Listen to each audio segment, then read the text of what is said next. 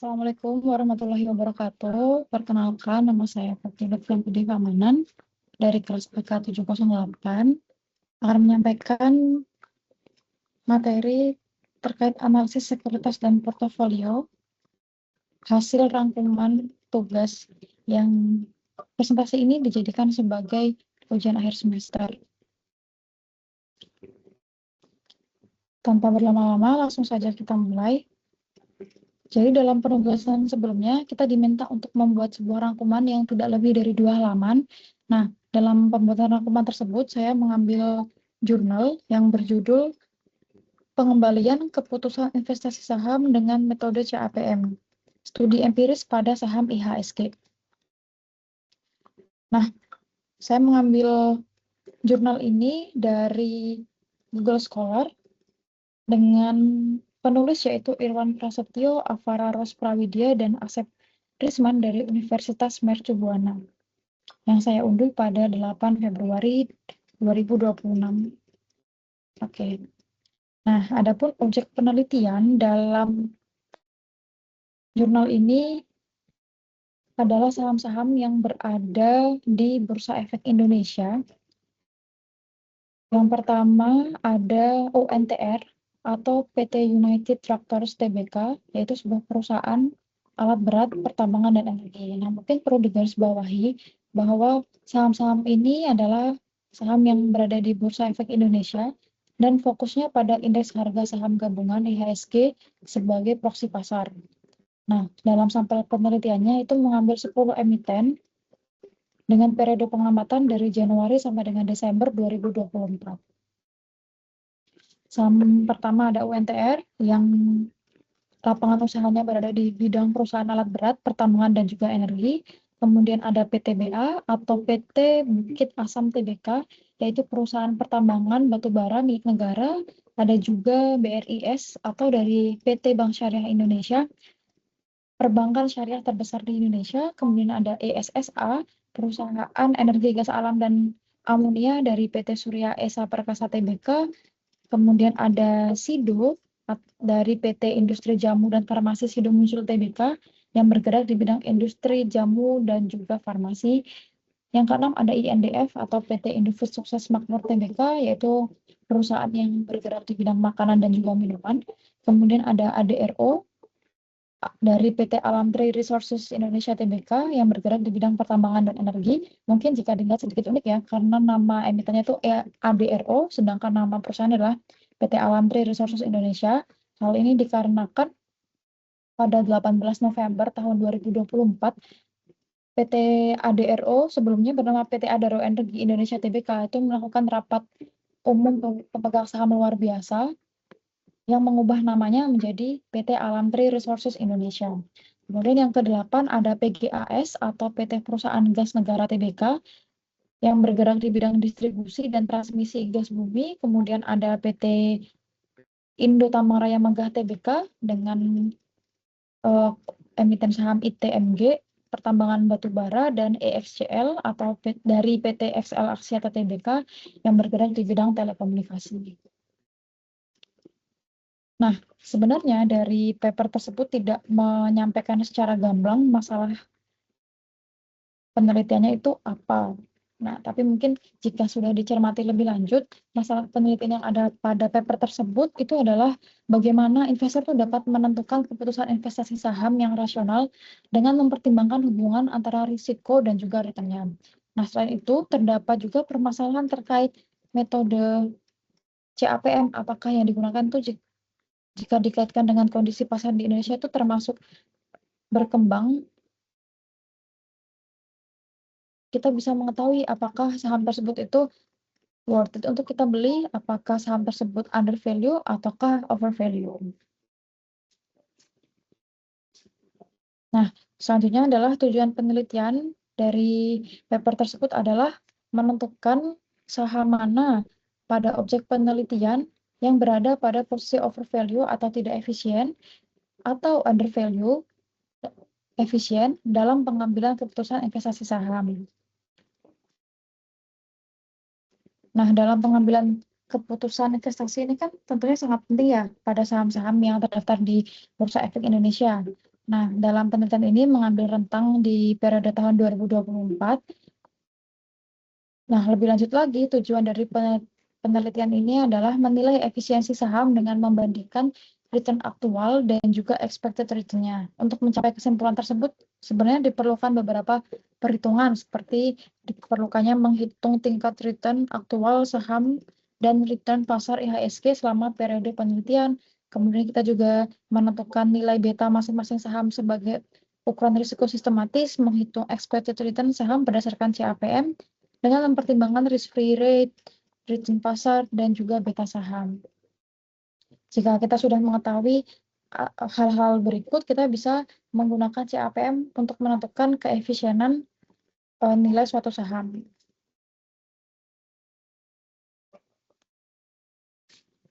Nah, selanjutnya, untuk metode penelitiannya, itu menggunakan jenis penelitian kuantitatif deskriptif, yang mana metode penelitian ini itu bertujuan untuk menggambarkan atau mendeskripsikan suatu fenomena secara sistematis menggunakan data numerik dan juga statistik tanpa mencari sebab akibat. Jadi dalam paper tersebut hanya memberikan gambaran akurat tentang karakteristik populasi atau sampel yang digunakan dan seringkali tidak melakukan analisis yang lebih dalam terkait mengapa hal ini bisa terjadi seperti itu. Nah, kemudian untuk datanya, data sekunder, yaitu harga saham bulanan, IHSG, kemudian BI rate di tahun 2024, kemudian teknik sampling yang digunakan, itu adalah purposive sampling dengan memilih 10 emiten yang ada di Bursa Efek Indonesia. Nah, teknik sampling dengan purposive sampling ini tuh pengambilan sampel non-probabilitas di mana peneliti itu memilih anggota populasi berdasarkan pertimbangan seperti kriteria khusus dan karakteristik tertentu yang relevan. Nah, dalam hal ini 10 emiten yang dipilih itu berada di klasifikasi lapangan usaha yang berbeda-beda. Selanjutnya, metode penelitiannya sesuai dengan judul paper. Metode penelitian ini fokus utamanya adalah penggunaan CAPM untuk menentukan efisiensi dari sebuah saham. Nah, rumus CAPM sendiri itu bisa dilihat pada tayangan berikut. Untuk mencari return, itu kita bisa mencari dengan cara menambahkan rata-rata bunga investasi pasar bebas risiko dengan tingkat risiko masing-masing saham dikalikan dengan risiko pasar premium. Nah, rumus CAPM itu biasanya digunakan oleh investor untuk memperkirakan tingkat pengembalian yang diharapkan dari suatu aset atau saham berdasarkan risiko pasarnya. Elemen-elemennya seperti yang saya sebutkan sebelumnya. Nah, untuk expected return itu spesifiknya dia estimasi keuntungan yang diinginkan oleh investor dari suatu saham tertentu. Ini mencerminkan imbal hasil minimum untuk mengkompensasi risiko yang kita ambil karena berinvestasi pada saham tersebut. Kemudian ada risk free atau tingkat bebas risiko, tingkat pengembalian dari investasi yang dianggap tidak memiliki risiko gagal bayar. Nah, biasanya menggunakan instrumen seperti surat utang negara atau obligasi pemerintah dengan tenor 10 tahun. Kemudian ada beta. Ini merupakan indikator untuk mengukur sensitivitas atau fluktuasi harga suatu saham terhadap pergerakan pasar secara keseluruhan atau risiko sistematis. Nah, biasanya beta itu menggunakan penghitungan yang agak rumit. Jadi, apabila tidak ingin menggunakan penghitungan yang rumit tersebut, bisa menggunakan beta yang sudah disediakan di situs-situs informasi secara gratis seperti di situs informasi keuangan Yahoo Finance. Nah, selanjutnya ada expected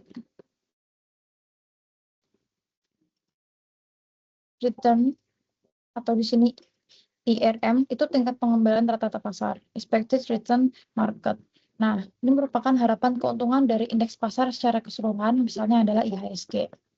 Nah, secara lebih lengkap lagi, jadi di sini kan terdapat tanda kurung ya, ada expected return market dikurangi dengan risk free. Ini adalah premi risiko pasar, yaitu selisih antara pengembalian pasar dengan pengembalian bebas risiko. Ini merupakan kompensasi tambahan yang diminta investor karena mereka memilih aset berisiko di atas aset aman. Tuh. Nah, kemudian setelah kita menghitung menggunakan rumus tersebut, kita bisa menentukan tingkat efisiensinya dengan cara apabila return-nya itu lebih besar daripada expected return, maka saham tersebut efisien. Apabila return-nya itu di bawah expected return, maka dia tidak efisien. Nah, berdasarkan hasil penelitian tersebut, berikut adalah tabel yang bisa dilihat. Jadi, dari 10 saham tersebut, kita bisa melihat expected return-nya yang berada di sebelah kanan ini. Nah, bisa kita simpulkan saham-saham dengan risiko tinggi atau memiliki beta besar seperti ADRO dan juga ESSA. Kemudian ada juga saham defensif atau betanya rendah atau bahkan negatif seperti SIDO, kemudian PGAS, kemudian ada TMG. Nah, saham defensif ini adalah salah satu jenis saham dari perusahaan yang kinerjanya itu cenderung stabil dan juga return-nya itu dari tahun ke tahun itu tahan banting gitu, meskipun kondisi ekonomi sedang lesu atau terjadi resesi. Nah, biasanya karakteristik utama dari saham defensif itu risikonya rendah jelas. Betanya di bawah 1 atau bahkan minus. Kemudian dividennya itu biasanya konsisten. Sifat saham itu non-siklikal, kinerjanya itu tidak terlalu dipengaruhi oleh siklus ekonomi, kemudian pendapatannya biasanya stabil. Nah, selanjutnya dari hasil penelitian, saham efisien atau di sini kita tandai dengan actual return-nya lebih besar daripada expected return-nya, seperti dari UNTR, kemudian ada PTBA, kemudian BRIS, ESSA, INDF, dan juga ADRO. Nah, saham efisien ini bisa memberikan interpretasi kepada kita bahwa saham itu memberikan tingkat pengembalian aktual yang lebih besar atau sama dengan tingkat pengembalian yang disyaratkan atau diharapkan berdasarkan risiko sistematisnya. Status harganya sendiri, saham ini tuh dianggap murah atau under value karena harganya saat ini tuh belum mencerminkan potensi keuntungan yang sebenarnya. Selanjutnya untuk saham-saham yang tidak efisien seperti SIDO, kemudian PGAS, kemudian ITMG, dan juga EXCL. Nah, saham ini tuh memberikan tingkat pengembalian aktual yang lebih kecil daripada tingkat pengembalian yang diharapkan oleh investor. Status harganya sendiri, saham ini tuh dianggap mahal atau over value karena harga pasarnya saat ini terlalu tinggi dibandingkan dengan keuntungan yang bisa dihasilkan. Nah, dalam penelitian ini sebenarnya juga menyoroti terkait CAPM-nya, apalagi keterbatasan CAPM jika diterapkan di Indonesia karena memiliki pasar yang cukup volatil. Nah, sebenarnya kan CAPM itu mengasumsikan pasar modal berada di dalam kondisi efisien sempurna, di mana semua informasi tersedia bagi semua investor. Nah, tapi kondisi di Indonesia, pasar masih tergolong pasar berkembang, yang seringkali menunjukkan inefisiensi informasi sehingga harga saham tidak selalu mencerminkan nilai fundamentalnya secara akurat. Nah, selanjutnya CAPM itu hanya menggunakan satu faktor risiko, yaitu beta risiko pasar. Di pasar saham Indonesia sendiri, imbal hasil saham itu seringkali dipengaruhi oleh banyak faktor. Makroekonomi, misalnya inflasi, kemudian fluktuasi nilai tukar rupiah, sentimen politik, dan juga berita global. Apalagi akhir-akhir ini banyak sekali terjadi kondisi politik yang kurang stabil, itu juga bisa mempengaruhi saham di Indonesia. Nah, bisa kita rangkum dalam satu tabel untuk hasil penelitiannya. Di sini bisa kita lihat 10 saham tersebut efisien dan juga tidak efisien berdasarkan model CAPM dengan menghitung expected return-nya dengan actual return-nya. Misalnya di sini ada saham dari SIDO. Dia expected return-nya 5,91%, tapi actual return-nya 2,32%. Jadi bisa dibilang dia tidak efisien. Nah, ini adalah interpretasi dari tabel sebelumnya. Saham dengan risiko tinggi atau beta besar adalah ADRO, ESA. Kemudian saham defensif atau beta rendah negatif ada di SIDO, PGAS, ITMG. Kemudian ada saham efisien atau actual return-nya itu actual return-nya lebih besar daripada expected return-nya. Ada UNTR, PTBA, BRIS, ESSA, INDEF, dan juga ADRO. Saham tidak efisien ada di SIDO, kemudian PGAS, ITMG, dan juga EFCL. Nah, bisa kita simpulkan bahwa CAPM itu bermanfaat, namun memiliki keterbatasan di pasar yang volatil seperti di Indonesia. Namun sebenarnya model ini cukup bisa digunakan agar kita bisa memilih investasi saham mana yang lebih sesuai dengan kebutuhan kita, dengan risiko yang sudah siap kita terima. Sekian pemaparan dari saya. Terima kasih.